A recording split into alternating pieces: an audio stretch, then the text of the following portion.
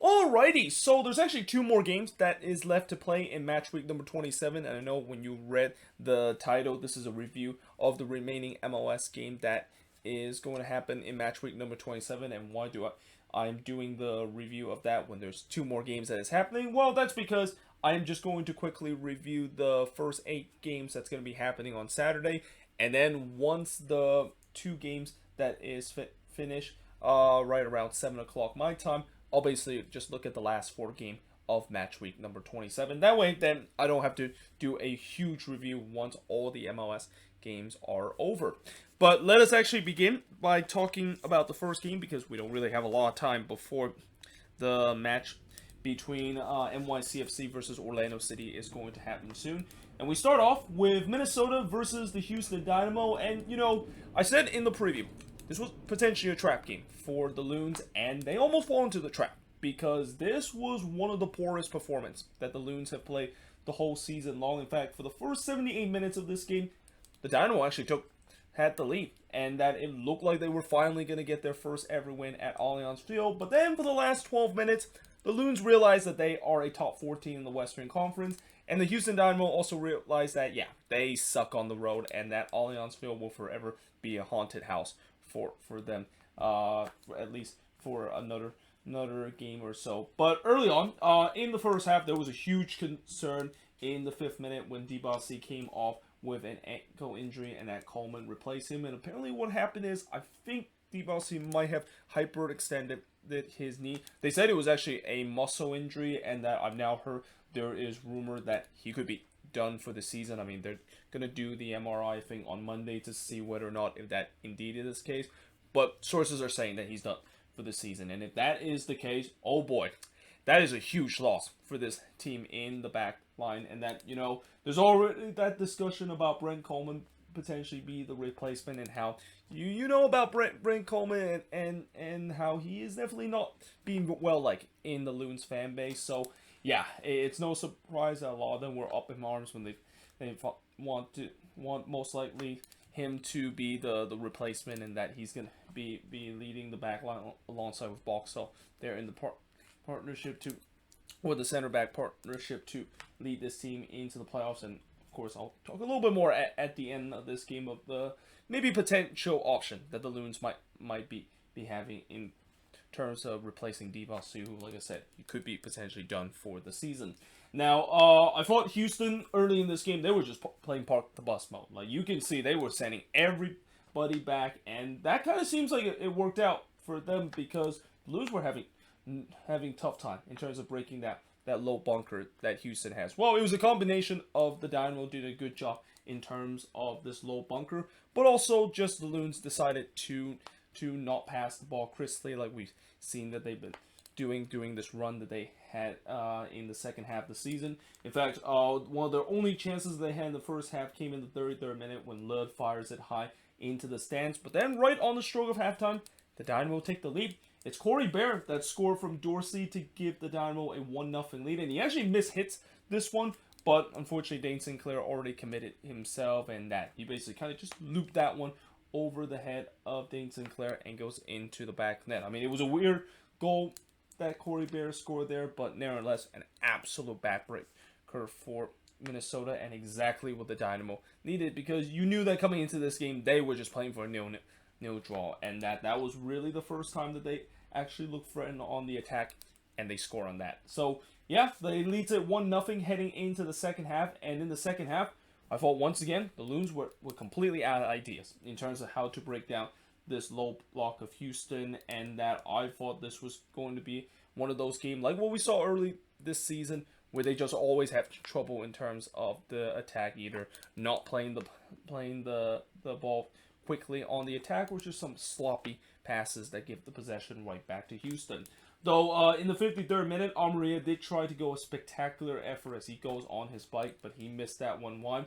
And then I thought he should have scored in the 61st minute as he was wide open at the back post, but hits it straight to Clark. And I also thought that the attack, it's finally started to show some life. Finally started to woke up after just being kind of sleepy for the first 53 minutes. But now the finishing needs to wake up too, because while they were creating some good chances, the finishing was still not there for this team. But in the 63rd minute, Houston almost took a 2-0 lead as Dane Sinclair robbed Ferreira after a bad giveaway from the Loons there, and that it goes right to Seba Ferreira, but Dane Sinclair will make a big save there to deny them there, and then it looked like the game was all tied up at 1 apiece when Armaria puts it into the back of net. The only problem is he was in an offside position, and that's kind of still one of the more frustrating thing I will say about Luis Armaria. I mean, I know he has turned his season around, but man, there's just so many times that he's got himself in an offside position where he didn't really need to do, and he doesn't do a good job in terms of timing his runs, and this was an example of it. Though on the other end, Dane Sinclair denied Pico on the curler, and I thought once again Dane Sinclair is bailing this non-existent Minnesota back line out again. I mean, how many have we seen this season where he single-handedly makes some incredible save to keep this team in the game? And that turns out to be big because in the 78th minute, Minnesota finally got the equalizer. And I was kind of surprised that they actually gave this one as an own goal to Fafa Pico, because when Reynoso hits this one, I mean, yes, it did take a wicked deflection off of Pico, but the shot was on target. So if the shot is on target and it took a deflection off of a defender, wouldn't that still count as a goal credit to the guy that shoot the ball? I mean, at the grand scheme of things, I mean it was an equalizer that the Loons had been chasing throughout the whole game. But I think in general, I feel like they should have given the credit to Reynoso in terms of the goal. Like, I think originally they did give it to Reynoso, but then they changed it to be an own goal for Fafa Pico, even though, again, that one was on target. It was just a wicked deflection off of Pico. Though, speaking of that wicked deflection, maybe that probably shouldn't have happened if Pico decided to lift his leg out. Like, I kind of feel like there was no reason for him to lift his leg up to try to redirect that one, and yeah, basically he paid the price of doing that, and that the game was tied up at 1 apiece, and then 6 minutes later, Minnesota turned this game around, and who else but Luis Almeria scoring from Benitez and Reynoso. And I mean, this looked like the Loons that I know from the past 10 games, because that was just some very good development of play by Minnesota. Great development play from Reynoso to give it to Benitez, and we know Alan Benitez has been very dangerous with those crosses. He put a pinball cross right to the feet of Almeria, who was somehow left wide open in the 18-yard box. Like, yeah, that's got to be a huge question if you're the Dynamo defense. How do you let one of the most dangerous attackers from Minnesota wide open like that, and Almeria, make no mistake, punish the Dynamo with that lack of defense? And yeah, they take the 2-1 lead in this one, which, that even though it seems like that is a great comeback from them, this game is not going to be over, because that this team is going to try to make things make this game uncomfortable, even though they don't need to. And they did it again, because in the 87th minute, Fiera just hits it high from close range, and that I also wrote. Also, like the Loons, I know they try to make this extremely tense and give Houston a chance back into this game, even though they didn't even need to do so. But fortunately, like most of the time when they try to make it very tense and trying to put me on the edge of the seat, they survive and were able to win 2-1 in this one. And the shots in this one, 9 shots apiece for both of these teams. 2 shots on goal for the 3 that the Dynamo has. 3 shots off target for the 4 that the Dynamo has. 4 shots out of block for the 2 that the Dynamo has.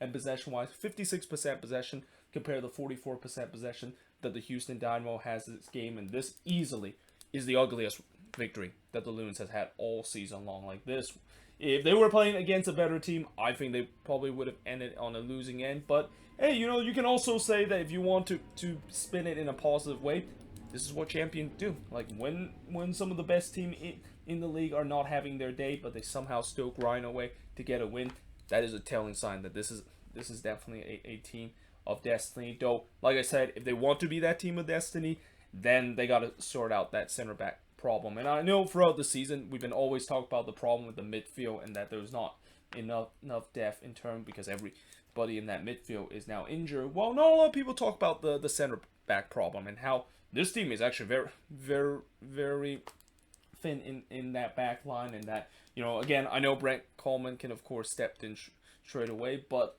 as it is the case for most of the fan base here. I do kind of agree the fact that, I think he's going to be a short-term solution. But in terms of a long-term solution, and especially him being the starter in the back line alongside of Boxall, I don't know if that's going to work out. So now you have the discussion of, well, who's going to be next? Do you start with some of these inexperienced youngsters like Kibichi, and also who was the other one? Montgomery, I think that's his name, in that back line, or do you decide to go with Kervin Arriaga and put him as a center back because he's played in the back line for the Honduran national team, or do you go even a crazier option, which is I've heard rumors that it seems like maybe Minnesota could be interested in bringing John Anthony Brooks to this team. Yeah, remember that guy that's been linked with the Quakes, and now that rumors has died down. It's hard to believe now it's being linked to Minnesota, and that, again, it's going to be interesting to see how this team is going to do in terms of fixing that back line, because,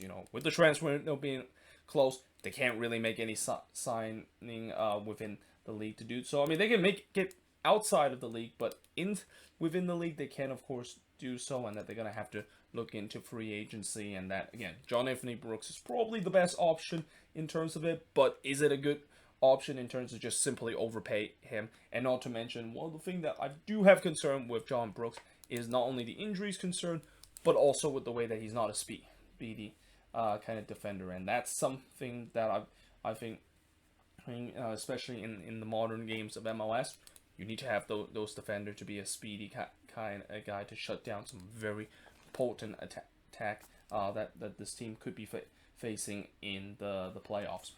But that being said, moving on in terms of the next news, or not the next news. What am I doing? I'm thinking of news of the week episode, but more like the next game, which is the New York Red Bulls versus Inter Miami. And for a while, it looked like it was looking good for Inter Miami.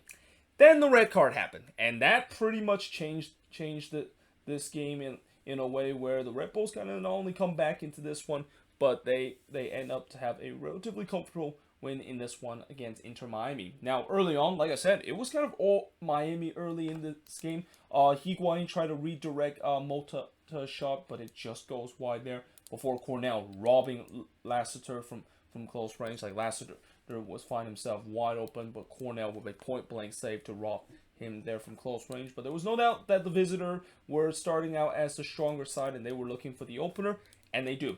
And it's Gonzalo Higuain who once again scored an amazing free kick. I mean, we heard this story before when he played against the Red Bulls when he first came into the league. Well, it was pretty much identical.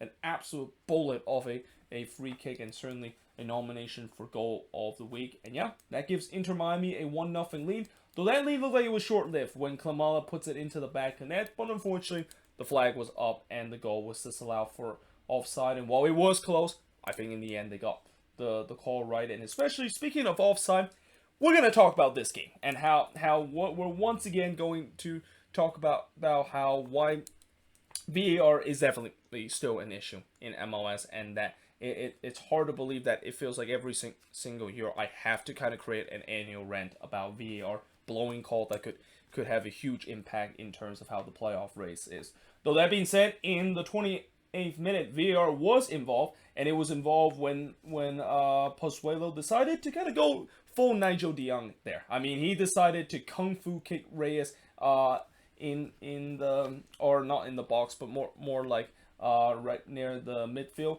Now, originally, that was given a yellow card, and, this is the thing about the age of VAR. Like, if VAR did exist in that 2010 World Cup final when Nigel de Jong basically kung fu kicked Xabi Alonso, I think de Jong would have been sent off in this one, and it feels like maybe we're going to be in the same situation where somehow Pozuelo got away with a kung fu kick on Reyes, and he only gets a yellow card. But unfortunately, this is not 2010. We're now in the age of VAR that, like I said, it is still very highly criticized, especially as we'll talk about the next game of the big reason why VAR has there's been some scrutiny that has under in this league in the use of VAR, but here it definitely got it right. I mean, when you kung fu kick a guy like that, even though I know some might say it was kind of accidental, which I didn't think that was the case. I feel like Pozuelo knew what he was doing, and that, yeah, I mean, it was an automatic red card there.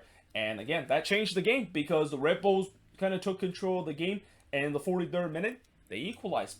It's Lewis Morgan scoring against his former team from Token and Cáceres Jr. Huge respect to Lewis Morgan there, deciding not to celebrate against his former team. It feels like this season we've seen whenever players score against their former team, they don't really care about the unwritten rule in soccer where you're not supposed to celebrate, but at least Morgan in this case respect that. He did not celebrate. Though I also thought like that was one that maybe Calendar probably could have done better. I mean, that one, he did kind of get a hand in it, but he just could not push that one away. And yeah, the game was all tied up at 1 apiece as we go into the second half. And in the second half, Token almost give the Red Bulls the lead, but he fires one into the side netting. And was no doubt the momentum was with the Red Bulls as they were trying to take the lead, and they do.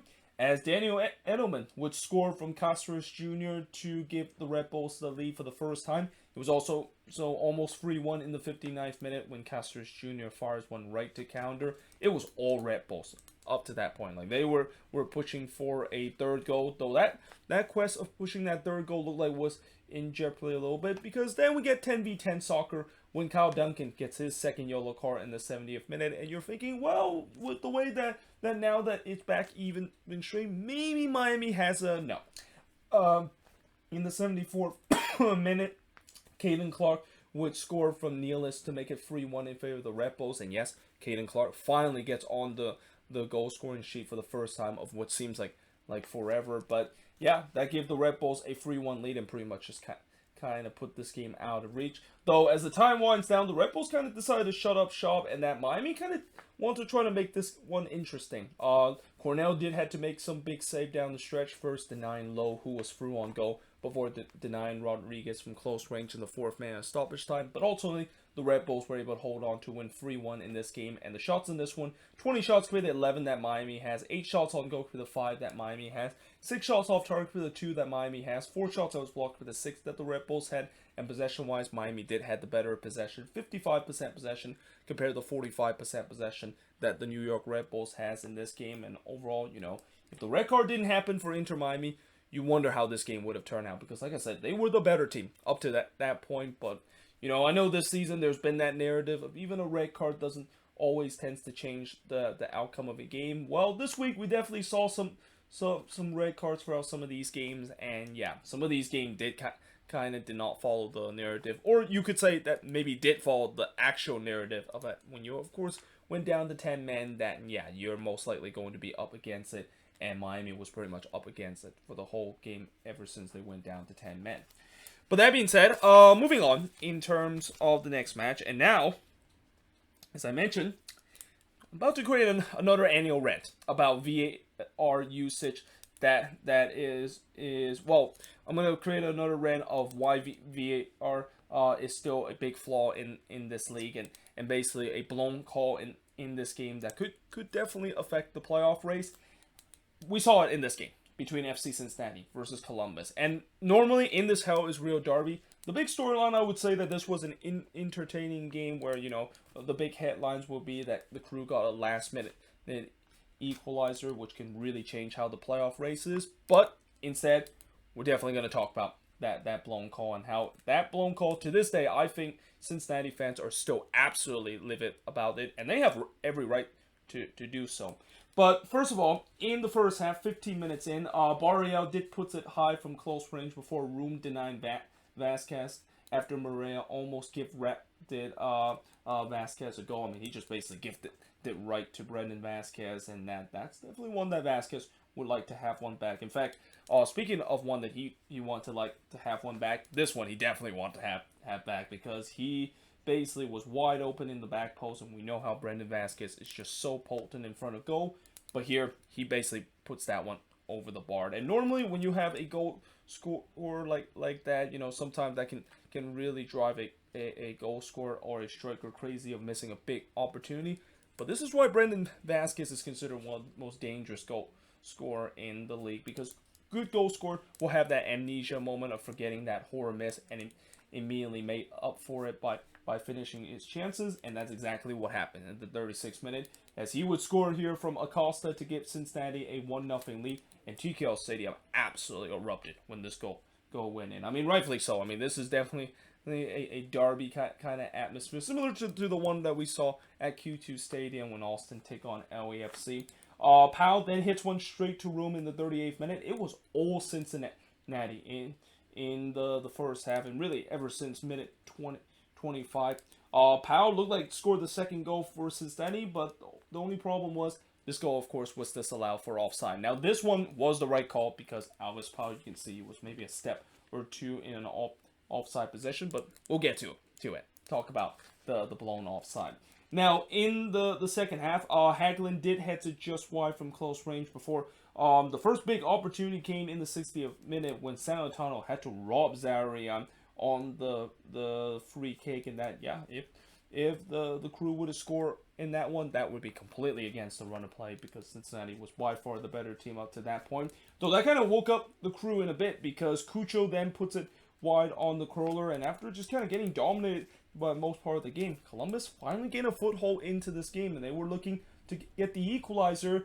And this is where we get to the controversial call, and this is where I begin talking about my annual discussion of why VAR is still a big issue in this league, and why I just simply hated the fact that we have to always have this discussion every single year of how an obvious call that is missed by VAR and missed by the referee, and that it could come back to be a big implication in the playoffs. I mean, I get it.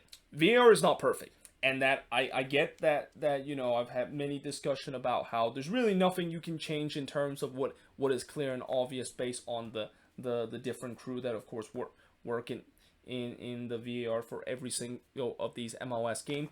But to just see this kind of call to just completely get blown because, well, first of all, Etienne of course scoring from Cucho here to tie the game up, but it was blatantly clear that Etienne was at least 2 feet offside in that one, and that, yeah, this is kind of a play that just kind of upsets me. I mean, it upsets a lot of FC Cincinnati fans, and it also upsets me as a neutral too. And again, I'm not a Cincinnati fan, but this upsets me in a way where these kind of call, especially at this time of the period, should not be blown. Like, if it's something close, then maybe I could say, but this is not one of those moments. And I think it's kind of the time of the period where we need to have some accountability. Like, for too long now, Pro has clearly not hold the accountability of poor refereeing, especially the poor usage of VAR. And that, again, I made a video about this a couple of years ago, talk about the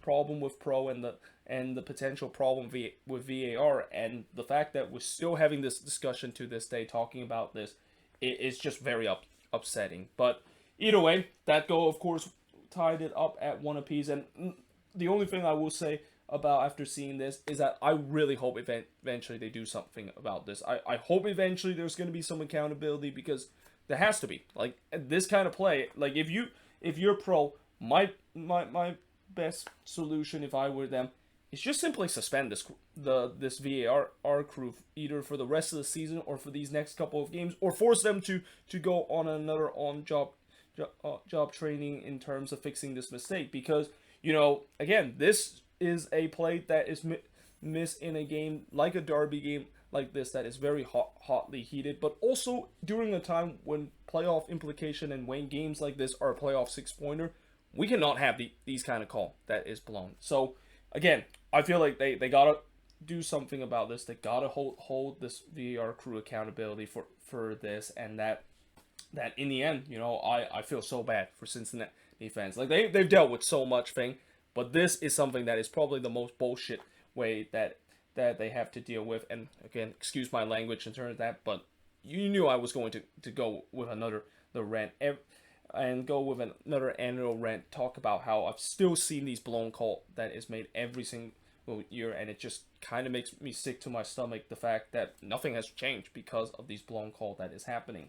Now, going back to this game, in the 76th minute, Room denied Cruz from long range before Miazga did score in the 77th minute, as it feels like justice was kind of restored a bit, because after that blown call that was made, it was only fitting that the soccer gods looks like it give Cincinnati a rightful lead back. And then Bocci had a chance to seal this one in, but the the Cincinnati was able to clear this one off the line before in the 6 minute of stoppage time, just as Cincinnati thought that they were able to get the win in this Hell is Real derby. Maria basically puts it in the final minute of this game to tie the game up at 2 apiece, and that of course is the final score of this game. But the shots in this one, 15 shots for the 11 that Columbus had, 7 shots on goal for the 3 that Columbus had. Both teams had 6 shots off target. Both teams had 2 shots that was blocked, and possession-wise, 65% possession compared to 35% possession that Cincinnati has in this game. But at the end of the day, I can't just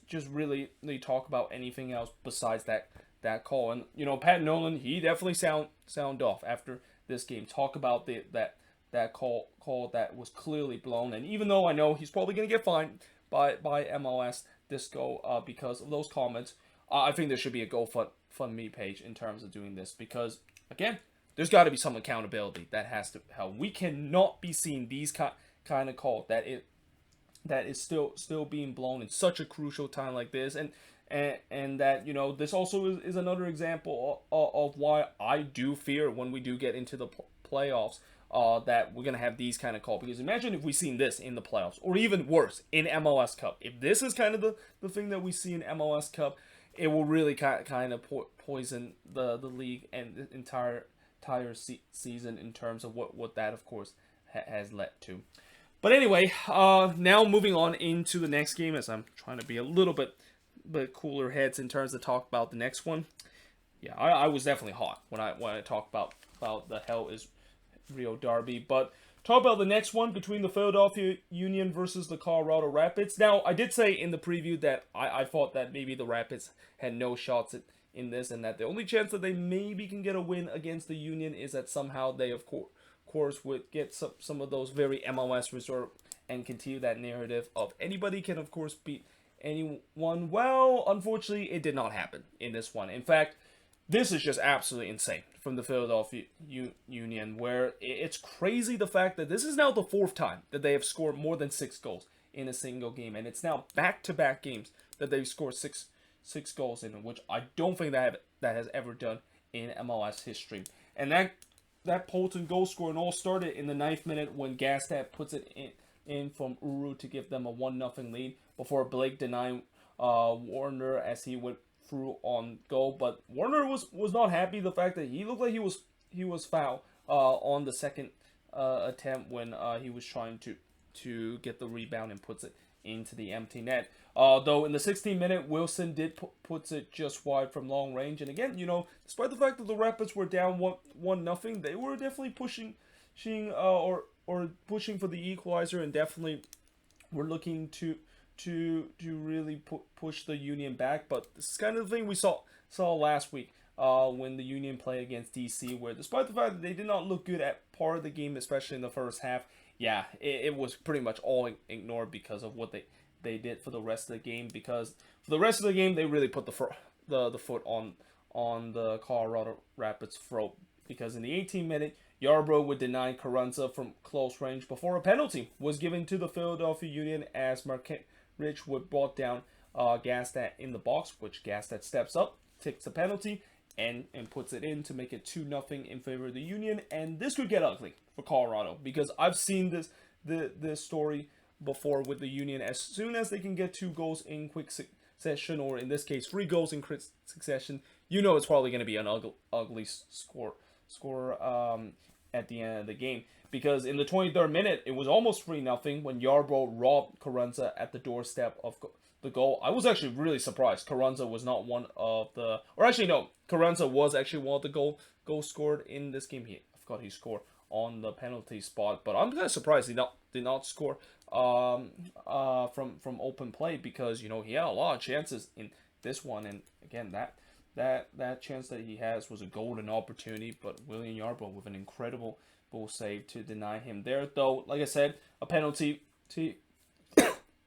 was given once again for the Union, as Vicia brought down Bizo from the box. Now, I thought this was a soft penalty in a way where, yeah, it looked like it was more Bizo decided to kind of run into Vicia and basically was brought down in the box. But again, just like what I said before in that Cascadia Derby game, it's just kind of one of those gray area fouls where you know, it looks like a soft penalty, but if they go to VAR to check to see whether if that indeed is the case, I don't think they would have overturned it. And indeed, they did not overturn in this, as a penalty was given to the Union, which Carranza buries it to make it 3-0 in favor of the Union. And things just got worse for the Colorado Rapids, as Vaicea would get his second yellow card in the 31st minute. Carranza then puts it just wide from close range. And again, Carranza, I thought up to that point, he could have had a hat-trick up to that point. Like, he was getting a lot of opportunity in this game, and that kind of continued as we get into the second half, and in general for the Union too, because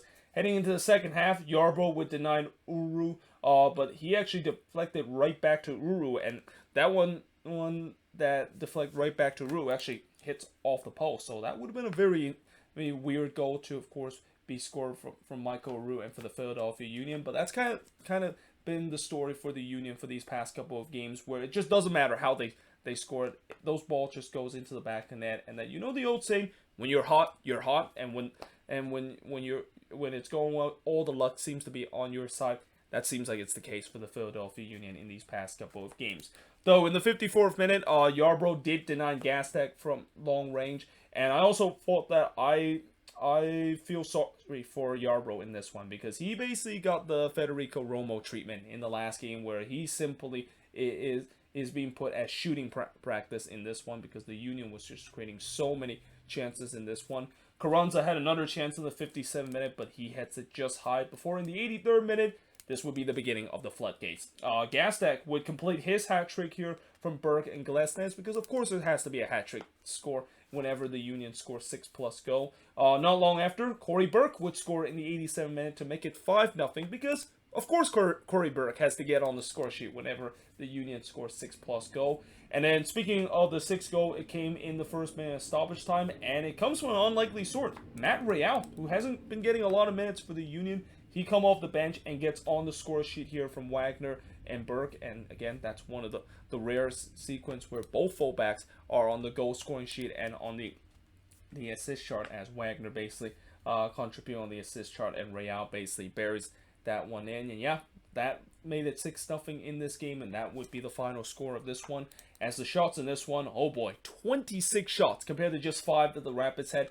14 shots on goal compared to 1 that the Rapids had. I mean, to say that I feel sorry for Yarbrough in this game is an understatement. Like, he just got not only completely hung out to dry, but he was just skin alive with the way that the Union just simply putting target practice on him throughout this entire game. 7 shots off target for the 1 that the Rapids had, 5 shots that was blocked for the 3 that the Rapids had, and possession-wise, 59% possession compared to 41% possession that the Colorado Rapids has in this game. And I think it's safe to say that right now, the Philadelphia Union is the hottest team in MLS. Like, you know, I know people might say that LAFC still have the better record, but with how LAFC has been kind of struggling lately, and also Austin, I mean, yes, I know they have a big victory against LAFC, but they still kind of look a little bit shaky at the back.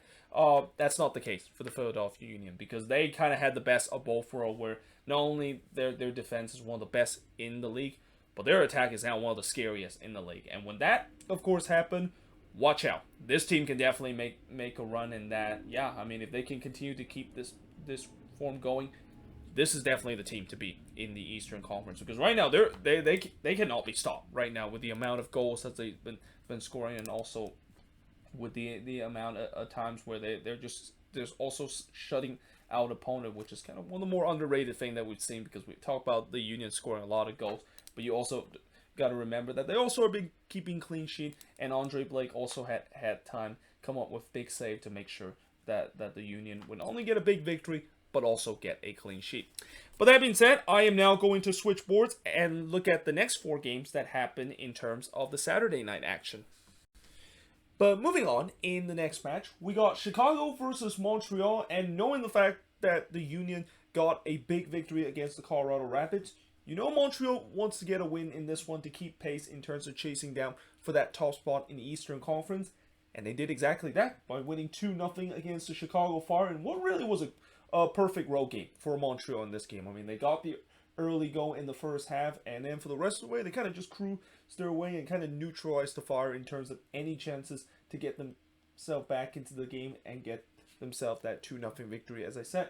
Now, in the first half, Breza did deny Duran from close range before Slonina denied Mahajevic from 20 yards out. I thought the game was very open in the first 5 minutes. It was kind of looking like maybe this could be a track meet of a game, though eventually things did calm down. Slonina then denied Torres from close range before Torres puts it just wide from close as Montreal started slowly getting some grade A chances, and they were the one that was trying to push for the opening goal. Kyoto hits one straight to Slonina before Lapinainen also hits one straight to Slonina, and I also thought there was zero resistance from the Fire in the defensive end. Like, the amount of time that Montreal was able to get past that Fire defense was kind of too easy, and it's not a big surprise.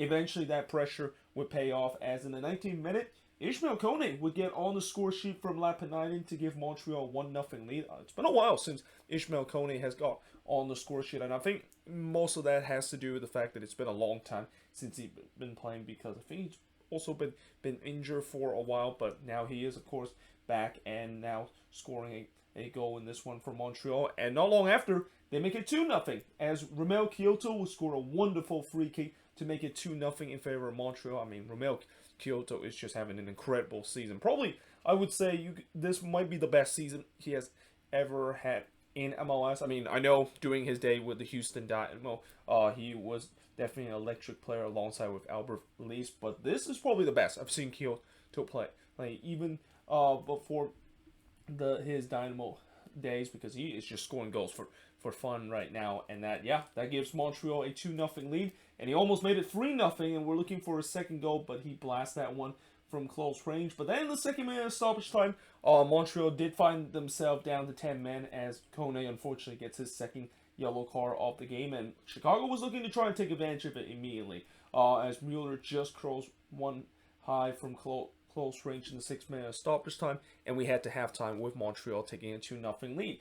Now in the second half, Breza did deny Herbert as he pushed that one onto the post before Torres hits one straight to Breza.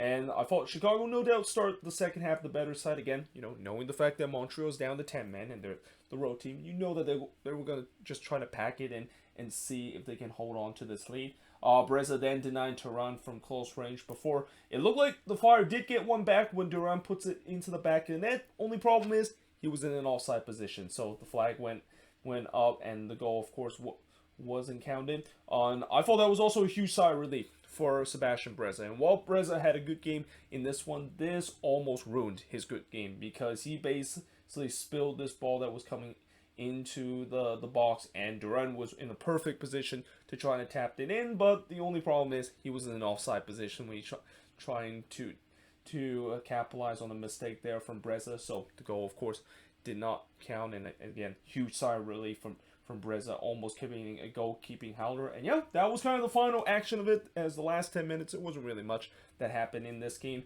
as Montreal get a 2-0 victory in this one. And the shots in this one, 12 shots for the 10 that Montreal has, 4 shots on goal for the 6 that Montreal has. Both teams had 4 shots off target, 4 shots that was blocked for the none that Montreal has. And possession-wise, 58% possession compared to 42% possession that Montreal has in this game. And overall, again, for Montreal, I don't know if they can maybe keep pace with the Union because of how hot the Union has been, and that, they need to continue this good run that they also have been on. But it's also going to be interesting to see whether or not, right now I said the Union is the team to beat in the East, but if there's one team that could potentially beat the Union and could maybe put a challenge on the Union, you'd say Montreal can do so, because they have now gone from a team where, how I talk about they're the dark horse in the Eastern Conference heading into this season, they're now starting to become a cup contender with them getting these big row victories in these past couple of weeks, and also start pick up their home form too.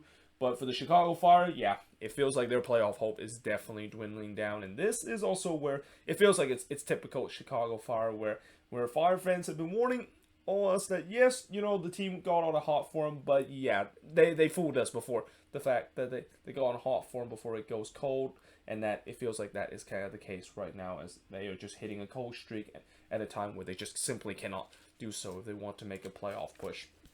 Speaking of a team that cannot afford to hit a cold streak, and that team is the expansion team, Charlotte FC, in a game where I mentioned it's a playoff 6-pointer between two teams that are pretty much hanging on to trying to have any any playoff hope, and that you just had a feeling whoever loses this game, maybe their playoff hope is going to be close to diminish, and that just seems like the case for Charlotte as they lose once again at home in this game, losing 2-0 to Toronto FC. And this was another game where, when Insigne and Benedeschi definitely put a show against Charlotte when the last time both of these teams play against each other. Guess what happened in this game? Insigne and Benedeschi once again put a show, although it wasn't as crazy as the first ever meeting and in their debut in MLS, but still, both of them would get on the score sheet, and both of them will also get on the assist chart too.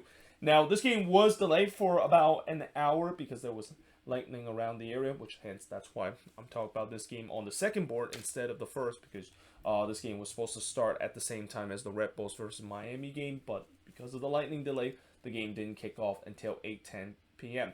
Though in the 11th minute, Insigne blasted high from long range before Vargas with a cheeky back heel that was tipped over by Bono. That was a good save from Bono too, because as a goalkeeper you don't expect kind of like a cheeky back heel from an attacking player, but Vargas tried to do so, trying to maybe caught Bono off guard, and knowing the fact that Bono has definitely not done so well lately, why not try to test a shaky goalkeeper that is not in good form? But credit to Bono, they're able to make a save to tip that one over. Then Vargas blasted high from long range before Vargas would put it right to Bono. I mean, Vargas definitely had some good chances in this one, but again, the finishing was not there for Charlotte in this game, and ultimately I think that's one of the big downfall that they had. I mean, they didn't play badly in this game against Toronto.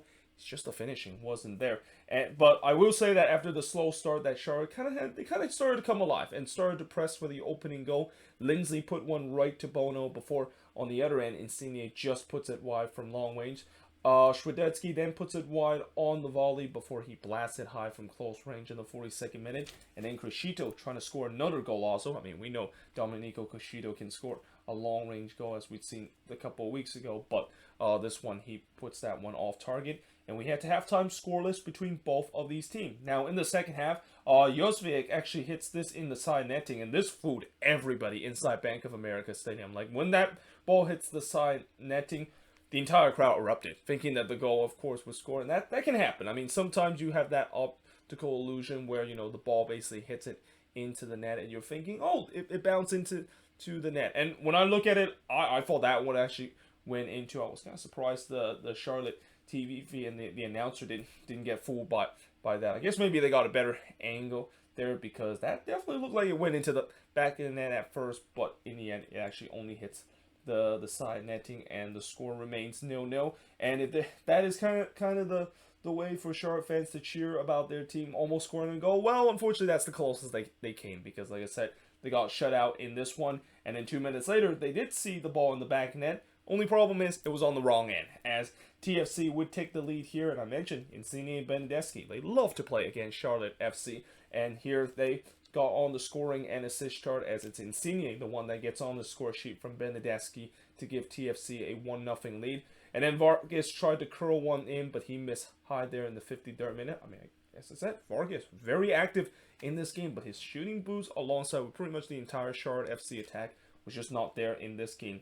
Bono then denies Shiki in the 64th minute, and once again, Charlotte getting some big chance, but the finishing is just not there. Like, they had some good opportunity to tie the game up, and how many times we've said, when you don't put the ball into the back of the net, it's going to come back to haunt you, and it haunt Charlotte again, because in the 66th minute, guess who?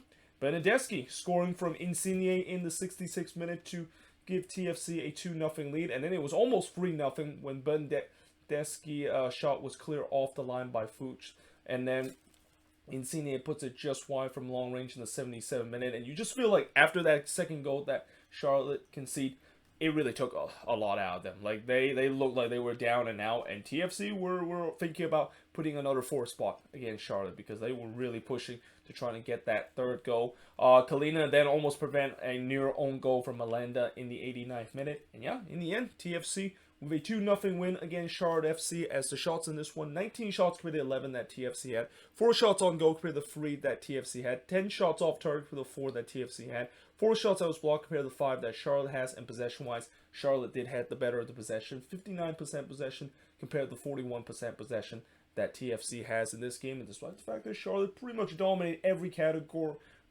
that Toronto has, and you could say that this is one of the few times where the team dominate every single category on the stat sheet, but they weren't close from getting a win, which that is usually a storyline of basically saying that the team that dominated those stats line weren't clinical in front of goal, and that kind of was the case in this one. And it's a painful loss too, because again, I feel like their playoff hope is definitely slipping, especially with the way that they're still in the midst of this very tough schedule. And this was supposed to be one of the worst teams that they get to face during this tough stretch that they're about to go through. But for TFC, there's definitely some life out of this game. I mean, again, it's still not looking good in terms of their playoff hope, but they do still have some life in this, and that they need to continue to get these road wins and continue to also remain perfect at home if they want to have a shot to sneak into the playoffs. But that being said, moving on in the next match, in a game that pretty much had no playoff implication, and I mentioned this is pretty much a game that I don't think anybody really will care whatsoever, unless if you're a fan of one of these teams, which I don't think even if you're a fan of one of these team might even come to it. Well, maybe Sporting KC fans, because I think Sporting KC has started to find their stride a little bit, and in some way, there are maybe even some of the most optimistic SKC fans are saying they still have a shot of making the playoffs, and that, if they do have that small opportunity, they're keeping that alive, at least for now, after getting a 1-0 win against the Quakes. Though I will say that this game, it could have been much more than 1-0. Like, don't let that scoreline fool you, the fact that the Quakes were not in this game for most part of it, and that they were very lucky that they only lost 1-0 if it wasn't for Sporting KC being pretty wasteful in front of goal.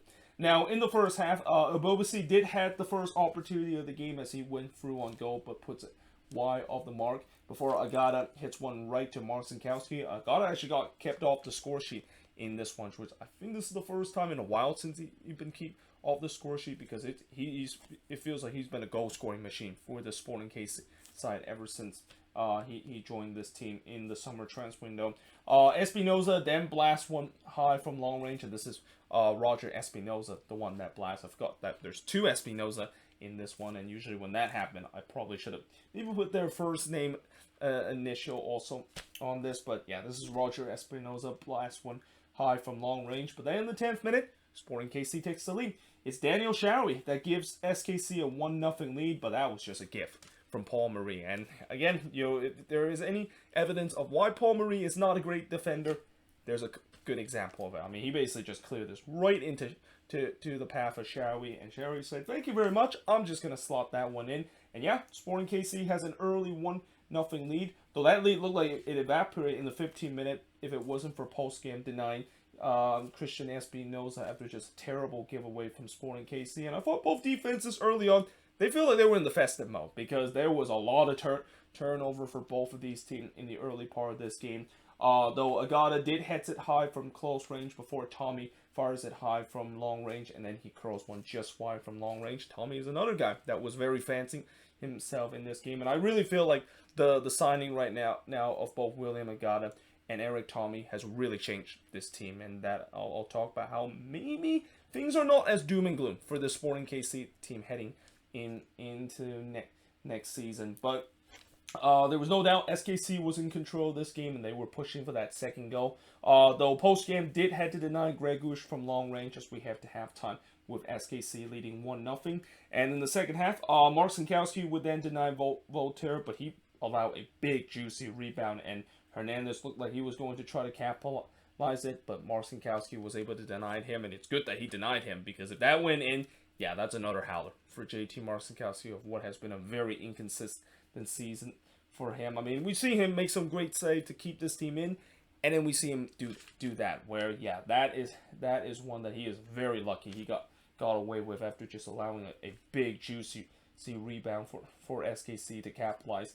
Then Ndemba put one right to Marcinkowski in the 54th minute, as I thought Sporting KC have once again started the second half the better side, and the Quakes feel like they're going to be in for another long night in Kansas City. I mean, I talked about that the Quakes, when they play against Sporting KC, it's an automatic out every single time, because of the way that this team have not won against Sporting KC at Children's Mercy Park since it was called something else back in 2016, and that streak kind of continued into this one.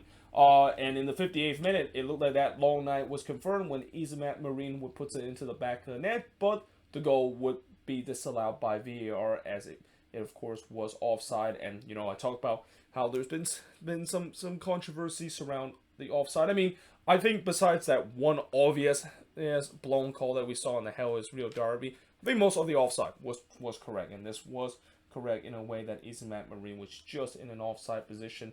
And yeah, this game stays at 1-0, though Tommy trying to make it 2-0 in the 62nd minute, but he puts it wide from close range. Though I thought, as much as Sporting KC was getting a lot of these big chances, will these big chances come back to haunt them? Because we've seen it before so many times. When you don't put away this game and when you don't kill this game off, it doesn't matter who you play and how you dominate again, it can come back to haunt you. And I just felt the longer that Sporting KC keep this one at 1-0, maybe the Quakes would have something to salvage, even though deep in my heart, I don't think that is going to be the case. Tommy then hits one right to Mark Sinkowski in the 63rd minute before Montreal had a rare opportunity for the Quakes in the 68th minute, but he hits one right to Postgam. Agata then hits one right to Mark Sinkowski before Tommy decided to go on his bike in the front post, but he just missed that one wide there. I mean, Eric Tommy, I think, with all the opportunity that he had, he definitely deserved to at least had a goal in this one, and another fantastic performance by the German midfielder.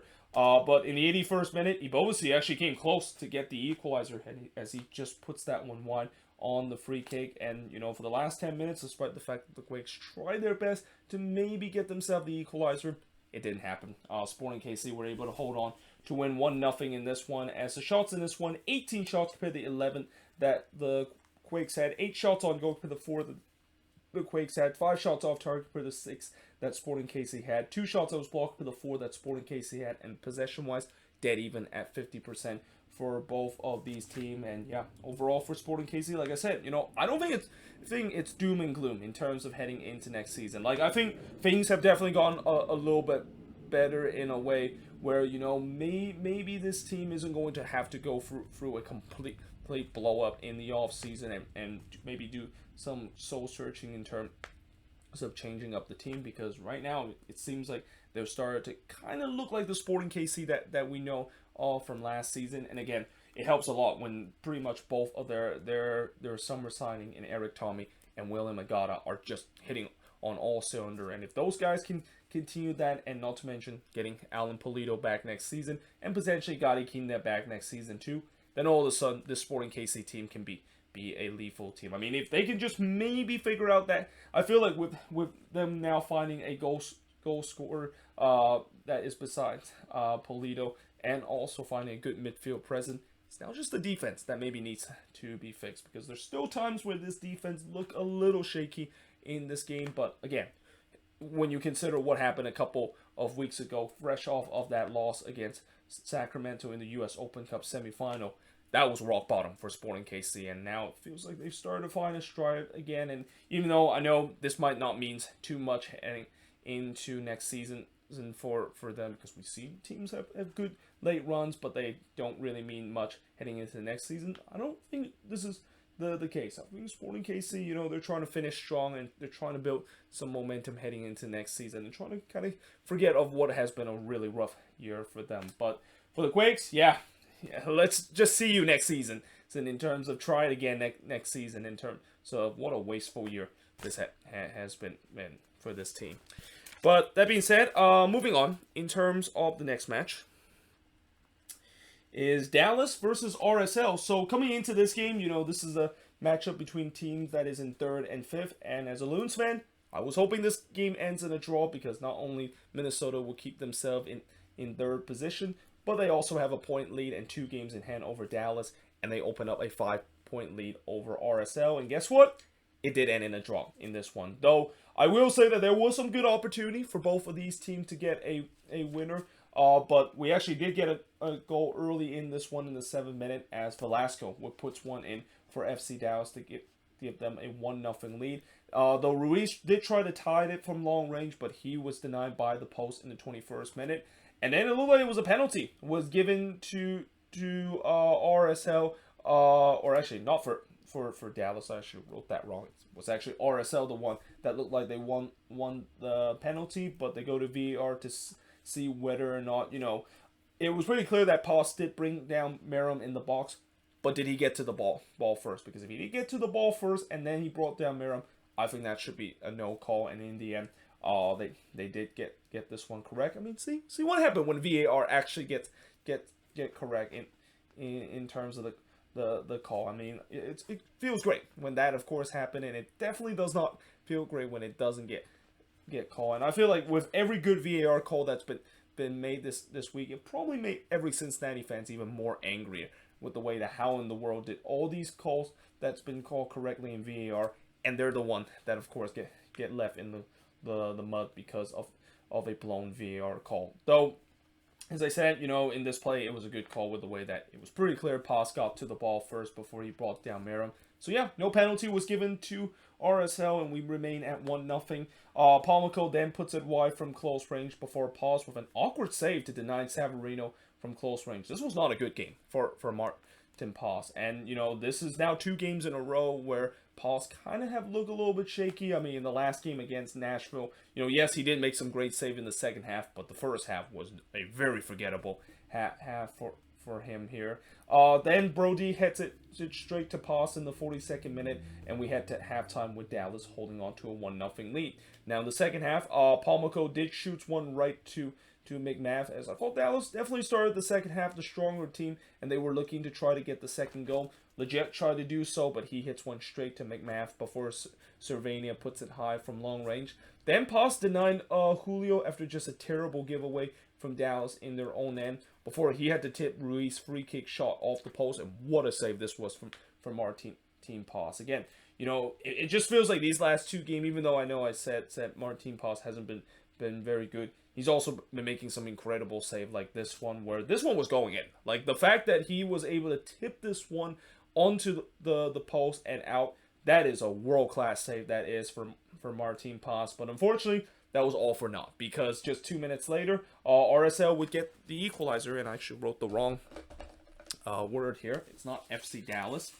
that got the go. It's actually RSL here. This pen doesn't have any ink. Let me just use a green one here, even though I don't know if you can see it. This one is also done. Let me see if I can see if this one works. This one doesn't work. Just pretend that, it's RSL there. Yeah. RSL, of course, gets the goal. It's in the 69th minute. Nice. And as Julio would score from Herrera and Lawfulson to tie the game up at 1 apiece. And then Lawfulson looking to trying to get the lead for RSL. But that one looked like it was right to Pass. But again, Pass bobbled that one, and he just held on in the end. And this is where I talk about how Pass was kind of shaky in this one. There was some nervy moment in this game, and that he was also allowing some juicy rebound besides being a little bit sloppy in terms of those catches that's coming into hand. In fact, that sloppy mistake happened in the 75th minute, and he got away with it because Rubio Rubin decided that he was going to do a Holland here. He missed an empty net after Pass basically palms it straight to him, and it's safe to say that Rubio Rubin is just stake bin this season. Like last year, we talked about the revelation of Rubio Rubin. A kid just kind of came out of nowhere and started to be bang goal. This season, it's been the complete opposite. It's been a nightmare season for him where he just cannot buy a goal right now. Though in the 89th minute, Cervania also had a big opportunity, and as he was open from 12 yards out, and somehow he blasted that one high. Like that is definitely one that he would love to have back. But Ferreira did have a chance in the 90th minute as he missed Hyde after he tried to hit it first time on the volley. Yeah, despite the fact that both of these teams had big opportunity to get massive 3 points, it did end in a 1-1 draw, as the shots in this one, 16 shots compared to 13 that Dallas had, 3 shots on goal compared to 6 that RSL had, 5 shots off target compared to 3 that RSL had, 5 shots that was blocked compared to 2 that RSL had, and possession-wise, Dallas did have the better possession.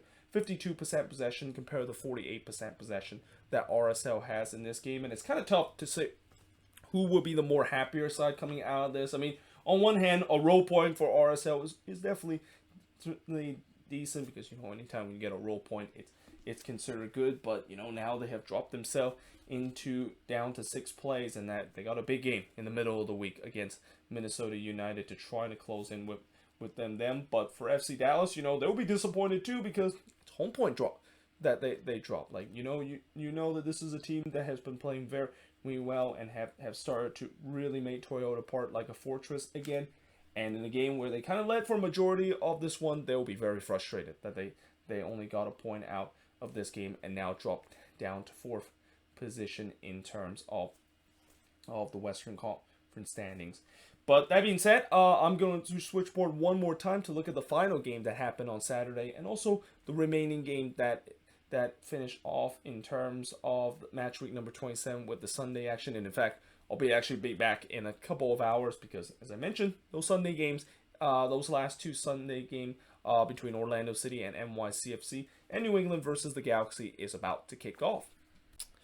So we are now officially done in terms of match week number 27, as the last 2 games that I mentioned earlier before I did the first 8 games of the review of match week number 27 is now finished, and there was definitely some interesting result in terms of these last 2 games and overall in terms of the Sunday action that really changes the playoff picture for both conferences. But before we get to that, we're going to first talk about Vancouver versus Nashville to finish off the Saturday action. And for Nashville, what a win this is. To continue the momentum that they had after a much-needed 4-0 win in the last game, they go on the road and show why they are considered one of the best road team in the league and took down one of the team that has the best record at home, that is the Vancouver Whitecaps, with a 3-0 scoreline. Now, early on, Gall did fire one high on the volley before he also fired one just wide after just a bad turnover there from well, actually not from the Whitecaps, but more from the Nashville. His own team can't create a bad turnover itself, but there was no doubt that I thought the Whitecaps were actually the better team early on in this. They had some good early opportunity and were looking for the opener. Little did we know that was all the good attacking play that they had for the remaining of the game, because it would actually be Nashville, the ones that get the opening goal kind of against the run of play, as Randall Leao would score from Godoy to make it 1-0 in favor of Nashville. And while it was a great goal for Leao to finally open his goal scoring account this season, you feel like Hassel maybe should have done better in this. I mean, it was hit relatively hard from Leao and was put relatively well in the corner, but I feel like maybe Hassel kind of reacted that a little bit late, and therefore he wasn't able to push that one out. And yeah, Nashville was up 1-0 in this game. 4 minutes later, it would be 2-0 in favor of the visitor, as Jack Mayer would score from Mukhtar to make it 2-0 in favor of Nashville, and that is just such a typical Nashville goal. I mean, we know that this team is very good on set piece, especially from the corner, and Mukhtar put a beautiful delivery into the box from the corner, and Mayer was the first one jumping high up and pounced on that one to give Nashville a 2-0 lead, and that would be the scoreline heading into halftime, as it wasn't really much that was happening after that second goal was scored by Nashville. Now in the second half, they'll quickly make it 3-0, and it's Jack Mayer again, this time scoring from Zubak and Mayer to make it 3-0 in favor of Nashville. Another terrible set-piece defending there from Vancouver, and that's got to drive Vinny Sartini crazy, because that's one of the things that he must have focused coming into this game, and pretty much every single head coach focus coming in when they face against Nashville is that you got to be good in those set piece opportunity, because they know that Nashville is one of the most potent team on the set piece. And yeah, it seems like those Whitecaps players didn't get their head coach memo, because they were doing very bad job in terms of defending those set pieces, and Nashville unsurprisingly capitalized, and they were 3-0 up heading into the last 40 minutes of the game, and things get even worse for the Whitecaps, as Cavallini decided that, yeah, he was going to rage quit this game. He basically first decided to kind of elbow Mule there in the head, and then just to add in the extra spice to pretty much make sure that he, of course, got sent off, he intentionally stomped up on him. I mean, that is not only a red card, but that could be a multi-game suspension. I mean, that is just a very dirty move there from Lucas Cavallini. And I get it. Yes, your team is down 3-0. You're very frustrated because your playoff hope is definitely slipping down. But that is definitely not the reaction you want to see. And yeah, again, Cavallini getting rightfully so a straight red in this one. and I won't be surprised that this actually won't be the only well, right now he of course is suspended for 1 game, but don't be surprised, it could be a multi-game suspension, because that was a very dirty move that Cavallini did in that play. And I mean, it feels like it's all unraveling for the Whitecaps in this game, because they're down to 10 men, they're down to 3-0. That's kind of the worst case scenario. Though, to give them kind of some credit, they did start to fight back a little bit. Goal did curls it just wide from long range. I mean, Ryan Goal had some big opportunity from long range. It just could not quite put that one or just could not quite put one on target. And then Vite actually came the closest for the Whitecaps to get the opening goal as he struck the post from long range. And I feel like Nashville was pretty much shutting up shop. Like, they were going with their usual low block, and that, you know, the Whitecaps was trying to push to get one back to make this game a little bit interesting. Goal then fires it wide from long range, but in the 87th minute, a penalty was given to Nashville after Blackman brought down Schaffelberg in the box. Again, I think this was kind of more frustration there from the Whitecaps, where you can definitely see these players were definitely very frustrated with his performance, because there was no need for Blackman to make this challenge. It was a very sloppy challenge that he made, and Nashville was given the penalty. But on the one bright spot is that at least they didn't give up the 4th goal and give up the goal on the penalty spot, as Hassel was able to deny McCarty from the spot. I mean, I get it. Yes, they're up 3-0, and maybe they're hoping that if there's one guy that needs the goal the most, maybe it could be their captain, Dax McCarty.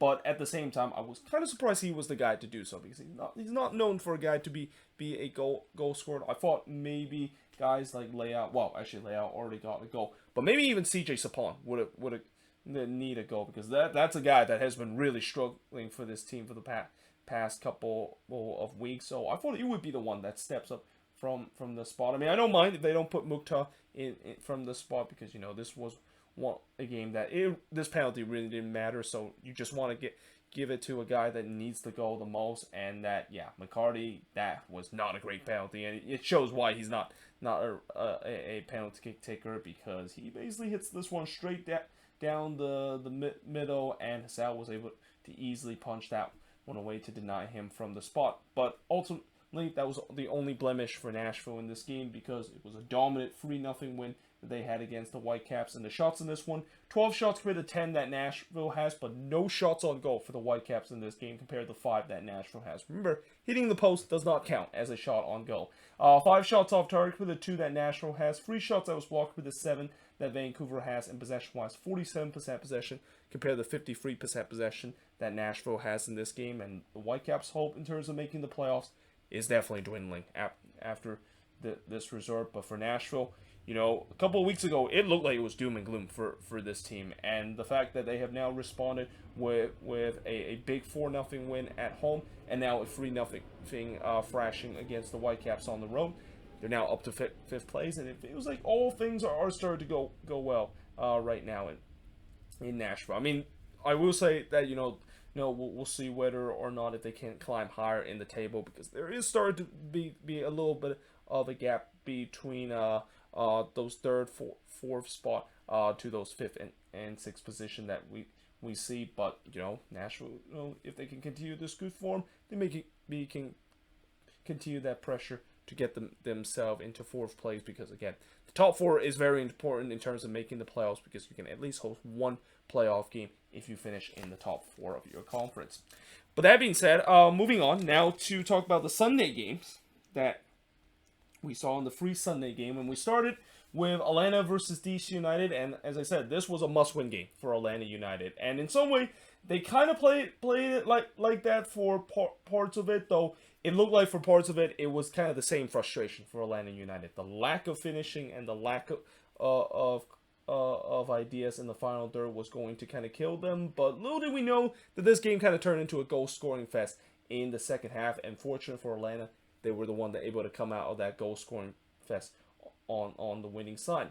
Now, early on, Ravel Morrison hits it wide from long range before Araujo hits one straight to Ochoa. Morrison then tried to chip Rios Novo, but puts set wide, as there's some good opportunity for both of these teams early in this one. Although I thought Atlanta, again, having most of the possession. I mean, the possession status was something like 70-30 in favor of Atlanta. But as it is the story for this season, and really for the story for the past couple of years, and their downfall of the good years that they had in the first 3 seasons in the league, they just couldn't create much on the attack. They were being slow on the attack, no final product whatsoever. Though in the 22nd minute, there was a very scary incident when Funtas actually took a knee to the head by Franco. Now, obviously, Franco didn't mean to do that. He was just kind of sliding in, and I think Funtas kind of dived in, and it was just kind of one of those freak accidents where, unfortunately, Franco, while he was sliding down, he just caught Funtas' head there, and yeah, that was a very scary incident. You can see the entire crowd at Mercedes-Benz Stadium, they basically went silent because they know how serious this injury is, and you got to give a lot of credit and also some respect to those Atlanta United fans, because as soon as Funtas, of course, went back up, they applaud him, because again, that looked like a very serious injury, and you always hate when you see a player taking knee to the head or any head injury that is involved. Eventually, Funtas was subbed off for a head injury, and let's just hope that it's not something serious, because again, this is a huge blow for DC United. Even though I know their season is done, but for the health of Funtas and their best player, especially on the attack, that is definitely something that they do not want to see. But that being said, in the 27th minute, Ochoa did deny Sadic from close range before Paulson blasted high from long range. Then Amada sails one into the stands before Cisneros puts it wide in the 35th minute. And all of a sudden, Atlanta started to finally create those chances that they were missing for the first 20-odd minutes in this game. And they were kind of knocking on the door for the opener. Sadic had another opportunity in the 43rd minute, but he puts it just wide from long range. And despite the fact that Atlanta had some golden opportunity to get the opening goal, we remain tied at 0-0 heading into the second half. So we go to the second half, and this is when the goal fest basically begin. In the 47th minute, we saw Ravel Morrison potentially scoring the goal of the week here, and also scoring his first career MLS goal. I mean, what is it with players this season? When they score their first career MLS goal, it has to be a golazo. I mean, I guess maybe that's a good thing, because that's a great way to open your MLS account, and that, of course, is the case there for Morrison, scoring an absolute banger of a goal to give DC a 1-0 lead. Though we didn't even get a chance to appreciate how good that goal is, because just 2 minutes later, Atlanta would get on the score sheet, as Alan Franco would score from Amada to tie the game up at 1 apiece. And before Atlanta fans even had a chance to maybe think about a potential momentum switch, DC grabbed the lead back. It's Ola Kamara scoring from Durkin and Aha to get DC the lead back. And all of a sudden, it seemed like both teams just cannot miss. Like, every shot that we saw in the second half, it went into the back of the net. And it continued in the 62nd minute, as Joseph Martinez, coming off the bench, he scored there from Lennon and Sadic. And you can see that Martinez, he actually didn't celebrate whatsoever. And you know that Martinez is not only on a man on a mission, but he is definitely pissed right now with the way that he has to come off the bench. And again, I'm kind of interested to see why exactly he of course has to come off the bench. I'm not sure if that's something injury related, because again, he's been suffering a lot of injury lately, so maybe that, of course, it is the case, or maybe it's just kind of the performance wise, where again, Martinez, he's really not looked the same ever since he suffered that torn ACL injury. But he did score a huge goal here to tie the game up at 2 apiece, and then he had a chance to take the lead and give Atlanta the lead just 1 minute later, but Ochoa was able to deny him from close range. And if that was prime Joseph Martinez, that one is in the back of the net, and that would have been 3-2 in favor of Atlanta. But the good news is, eventually it was 3-2 in favor of the host, as Peralta started to really becoming a goal scoring threat, despite the fact that, you usually don't see defenders score a lot of goals. But Peralta right now, in a short time with Atlanta, he's already got his... Oh, goodness. I put my phone right on the edge, and I just knocked it out here. Fortunately, it should be okay. But as I was saying, Peralta already his third goal with Atlanta United, as he scored here from Lennon to make it get 3-2 in favor of Atlanta. Then it was almost 4-2 if Ochoa didn't deny Mosquera in the 78th minute. And DC was once again imploding in the defensive end. We saw this happen against the Philadelphia Union, where in the second half, they basically decided to just check out on the defense. And it's happening again, and that it, if this wasn't, Atlanta being incredibly clinical like what we saw against the Union, this could have easily been like 5-2 by right now. In fact, there was another chance for a fourth goal when Mosquera hits one right to Ochoa. I mean, Mosquera is still looking for his first MLS goal, and certainly he came close a couple of times in this. But the relentless pressure for Atlanta was definitely there, and they were trying to press for the fourth goal because they know that a one-goal lead in MLS nowadays is not safe whatsoever. But thankfully, even though they didn't get the fourth goal, they were able to hold on to win 3-2 in this game to get a massive win to keep them in the playoff race. Shots in this one, 25 shots compared to 10 that DC had, 9 shots on goal compared to 3 that DC had. Both teams had 7 shots off target, 9 shots that was blocked compared to none that DC had, and possession-wise, 59% possession compared to 41% possession that DC has in this game. And again, for Atlanta, while it's a big win for them, can they keep that momentum? Because that's what they need to do if they want to make it to the playoffs. They need to keep this momentum. They need to start winning more games and find that consistency, and we'll see whether or not if they can do so. But that being said, moving on into the next match, we got Orlando versus NYCFC, and this was a game where for Orlando it almost kind of looked like a carbon copy in the last game where they got a goal and then they gave up a goal in the middle of the second half. Well, actually not in the middle of the second half, but here it was more in the beginning of the second half. But somehow they were able to win the game because they once again scored a late winner.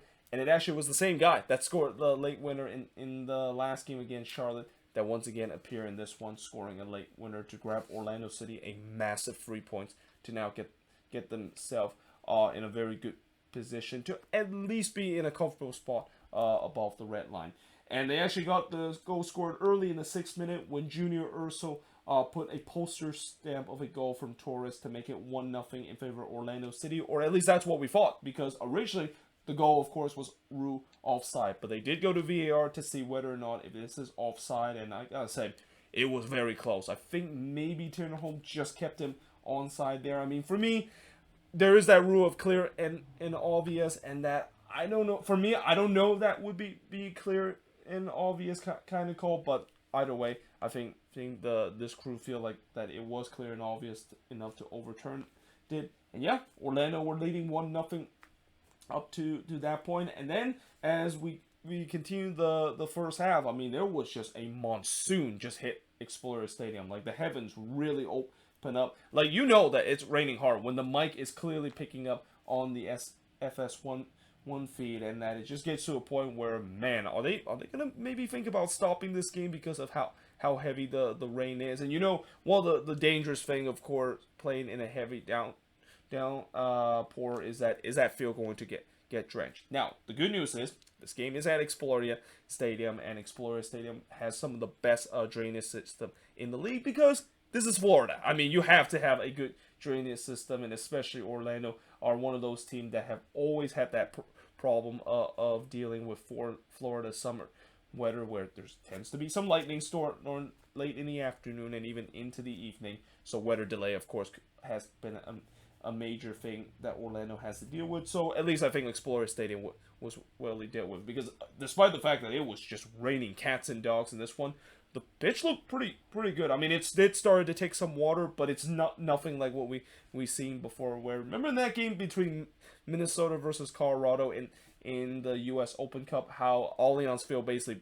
just become a lake, and then somebody decided to make a Twitter account saying that, well, welcome to Lake Allianz. It's no longer the land of 10,000 lake. It's now the land of 10,001 lake, because Lake Allianz basically just become a new lake because of how the weather in the Twin City was just so bad, where Allianz didn't had the strength to get a good drainage system to cover the massive amount of water that was in. But like I said, Explorer Stadium does have a top tier kind of drainage system, and you definitely don't see a lot of water that was in in it compared to what we see maybe in other stadium that is definitely not withhold to take that kind of storm that we saw. And it kind of also affect the play too, because in the 17th minute, Magno actually went through on goal. Now in normal weather, I think Magno would have put this one in the back of net, but because of the fact that it's in a turf that is very slippery, it's not a big surprise that he slipped there in a crucial moment and just could not regain his balance in a way to slot that one home. And then Johnson did deny Urso from long range. That's actually a good save from Sean Johnson, because up to this point the rain was still pouring down, and not only the fact that this is a difficult condition for a lot of outfield player, but this is even more of a difficult situation if you're a goalkeeper, because it's a slippery turf, it's a slippery ball, and that it's hard to see the ball even in the torrented downfall, and that Johnson does a good job in terms of there to push that one away. But at the same time, I also thought that the NYCFC defense, they seemed like they had enough of the rain. They seemed to be maybe sheltering in the rain because they were nowhere to be found. Like Orlando City were walking through that NYCFC defense with ease, and that is a pretty alarming, because Orlando City has had a lot of problem in terms of their build-up this season. So if you let them able to walk through you that easily and create some chances, there is some serious issue on your defense, and that of course was the case at least early for NYCFC. Torres had an opportunity, but he blasted one into the supporter stand before Magno had a chance late in the first half, but he blasted high from close range, and we had to halftime with Orlando holding on to a 1-0 lead. Now in the second half, it looked like Antonio Carlos was giving his marching order after he stomped on Acevedo, but they go to VAR once again to see whether or not if that stomp was maybe a little bit too harsh to be being called a straight red, and in the end they said it was. And I think I agree with this call, with the way that that stomp on Acevedo, I mean, there's no doubt that he stomped on him, but I don't think it was with a lot of force. It more is kind of an accidental stop there from Antonio Carlos, but either way, he does still get a yellow card in terms of it. But that's got to be great news for Orlando, because they thought they were going to be playing down the 10 men for the remaining of the second half. But that being said, I thought NYCFC did start out the stronger side coming out of the locker room, and it's not a big surprise that they would tie the game up, as Maxi Morales would score from Andrade to tie the game up at 1 apiece. That was classic Maxi Morales. Just a wonderful finish there to guide past that one to Galese. And yeah, just like that, the game was all tied at 1 apiece. Morales then tried to give NYCFC the lead, but he puts it wide from close range before a Schlegel with a half-hearted shot that goes high into the stands. But I thought Orlando finally started to kind of get back into it. Like, they weathered the storm that NYCFC had, and they started to slowly get back into this one. Cal Smith had a big opportunity in the 79th minute as he just dragged that one wide despite being open in the box. And look, I know it's a difficult effort for a center back, but you got to say, for Kyle Smith, that was a big missed opportunity he missed there. But as the time winds down, you can clearly see that Orlando were the one that want to get all 3 points, and that NYCFC, they were looking to just sit back and hold on to get a draw. That didn't happen, because in the 6th minute, guess who? Tesha Akindele. He scored again, just like last week against Charlotte. This time he scored from Angulo to give Orlando a 2-1 lead. This comes from the corner where, Tesha just kind of jumped the NYCFC defender and puts that one into the back of the net. So, yeah, great goal there for NYCFC to get all 3 points, but definitely a crushing goal to concede for NYCFC, who, of course, are back on the losing end as they lost 2-1 in this one. And the shots in this one, 17 shots for the 5 that NYCFC had, 1 shot on goal for the 5 that Orlando City has, 10 shots off target for the 2 that NYCFC had. Both teams had 2 shots that was blocked, and possession-wise, 51% possession compared to the 49% possession that Orlando City has in this game. And like I said, for Orlando City, it feels like that they're kind of like having the same renaissance as what we saw with Nashville SC, where as soon as they dropped below the red line and as soon as the fans started to maybe give some heat to their head coach in terms of how the way that they play, the team started to perform and now are back above the red line. But like I said, it's not over yet for Orlando City, because despite the fact that they are above the red line right now, they still have a very tough schedule to finish off the season, and not to mention they're going to be playing against NYCFC one more time, but this time it's going to be on the road, and NYCFC want to have some revenge in that one. So we'll see if they can continue to get some wins, which is something that they have been struggling to do so, because consistency hasn't been a thing that Orlando City has found, or at least recently. I mean, I think this is the third straight win for Orlando, and this might be the first time they actually found some consistency. And if that's the case, what a time to do so when playoff time is about to begin. But for NYCFC, yeah, it's just as I thought. Maybe they turn a corner in that big win against Chicago. No, they're still back at a level where they're not looking like anywhere like they were in the beginning of the season. And again, this is a team that if they continue to perform like this, it's the usual narrative going to come out for NYCFC. They're probably going to suffer a first-round playoff exit. But that being said, moving on into the final game on this board is New England versus the Galaxy. So if you want to see a game that what happened when one team were more clinical in terms of their finishing and one team wasn't, and that team that was more clinical gets the win and the team wasn't able to get the win, this is a prime example of it, because this was kind of the story of this game, where the Galaxy got 2 early goals in this one and just kind of hold on for dear life, and also thanking that the refs didn't find their shooting boot for most of the game, and got a massive 3 points to really improve their playoff chances in the Western Conference. And like I said, they got the early goal early in this one, as in the 4th minute. Aguirre would score from Chicharito and Bond to make it 1-0 in favor of the Galaxy. What a counterattack that was for the Galaxy. Like, this literally started with Jonathan Bond booting it to Chicharito. Then Chicharito put a beautiful ball to Aguirre, and Aguirre basically went through and go. And with a clinical finishing, it's 1-0 in favor of the Galaxy.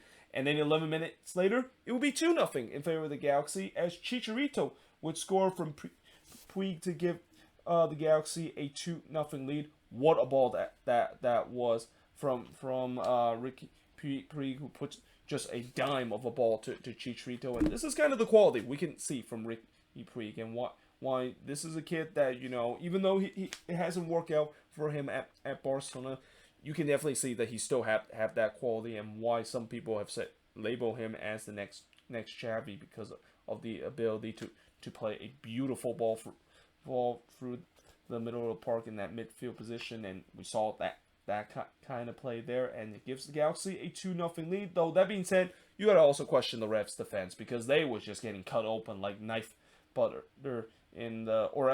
knife in terms of what we saw in the first 15 minutes of this game. But things did change, because they started to try to get one back.